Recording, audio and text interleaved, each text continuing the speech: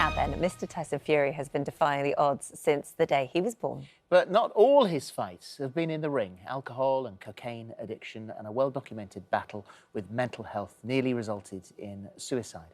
So just how did he bring himself back from the brink to become the undefeated world heavyweight champion? Well, it's all explained in his new book, The Furious Method, Transform Your Mind, Body and Goals. And Tyson joins us now, and welcome, and it's really lovely to see you. And your last book, I remember you coming here on the sofa and talking to us about that, and you were incredible. You were so open and honest, and when somebody like you speaks openly about their battles with mental health and how tough it's been for you, people really do sit up and listen. So what did you hope people will get from this book?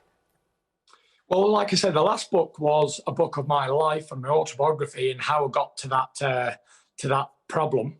And this book is a total new book about how to overcome those troubles and how to get rid of weight and how to transform your mind from being negative to positivity.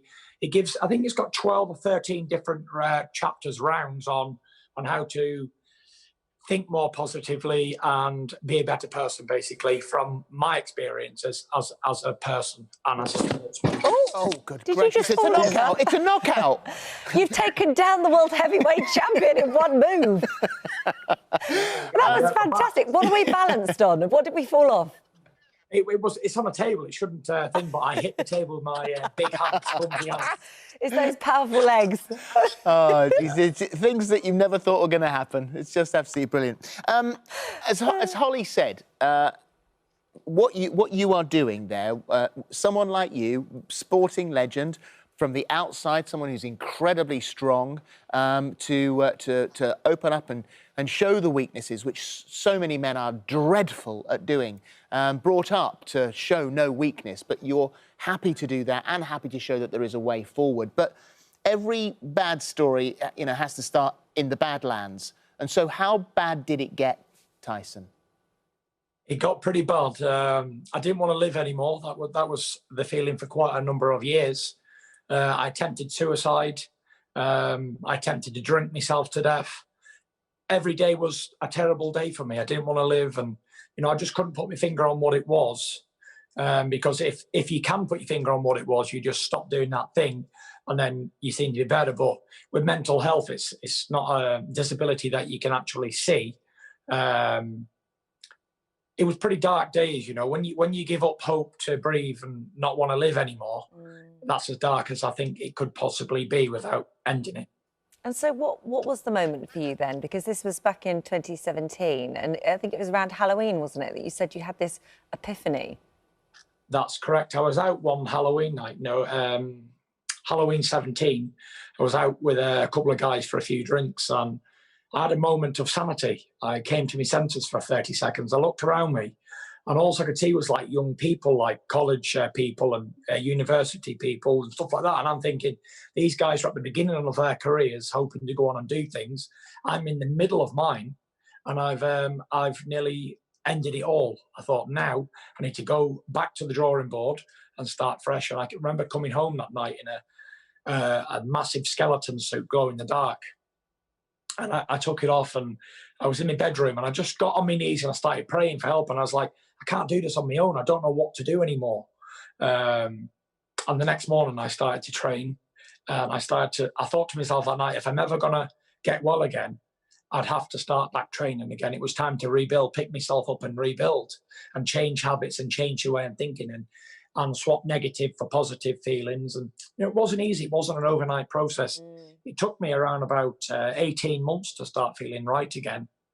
But it was well worth the journey. It was from waking up every day wanting to die on a daily basis and opening my eyes and thinking, why did I open my eyes this morning? Why didn't I just die in my sleep? To now loving life and having a great routine and back being a good father, husband, and back being a good sportsman.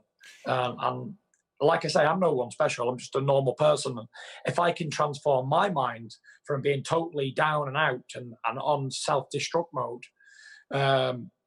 to getting back to being heavyweight champion of the world and looking forward to life and enjoying life and lusting for life, then anybody can. It's all a matter of routine, I think. And setting routines and setting short-term goals. And so you've got, and as you say, the book has a number of very useful tips in it, and there are some things that have sort of jumped out to us. And you say, face your fears. Yeah. In what way? Just whatever your deepest, darkest fears are, I think to overcome, and it all stems to mental health, because if you fear of something, you're going to worry about it all the time. But when you stand up to your fears and take the bull by the horns, you sort of get over that hurdle. And if you can face your worst fears, you can face anything in life.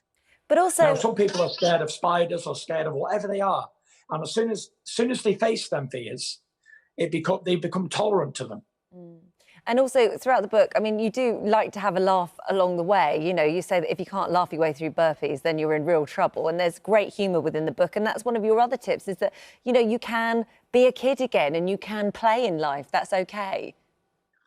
Yeah, I think a lot of us as adults, we take being adults too seriously, and we forget to have fun.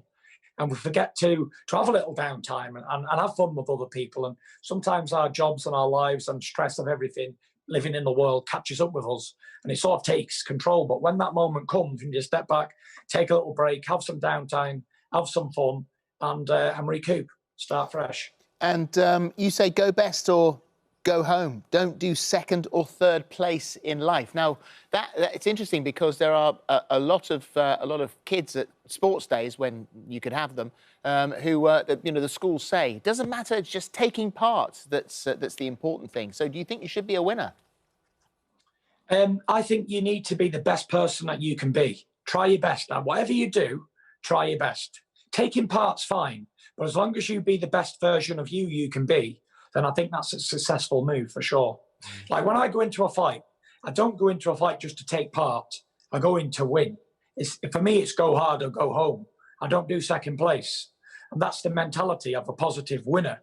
I go in there, I'm going to give the best version of me. And so be it. If I lose the fight or whatever happens in that fight, I know I've given my best effort to do the best I can do and be the best possible version of me. And I'm not going home as a loser thinking, you know what, I could have done a bit more, maybe if I trained harder or ate a bit cleaner.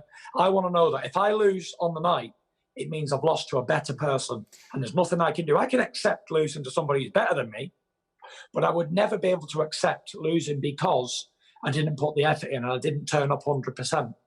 And that's what I'm saying. It's not about winning. For me, it's about being the best example of the individual you can be. Your book is a great example to anyone who is sort of struggling to maybe admit that they might need help. Your whole story is extraordinary, you know, for the big highs, the big lows, and coming back, hopefully, to another big high. Now, we understand that you have said that you absolutely will not fight Wilder if an audience can't be present, because you need that audience. Do you still stand by that? You know what? This Wilder fight at the moment, I think Wilder's got bigger issues than actual boxing at the moment. I'm quite worried for Wilder's mental health and well-being.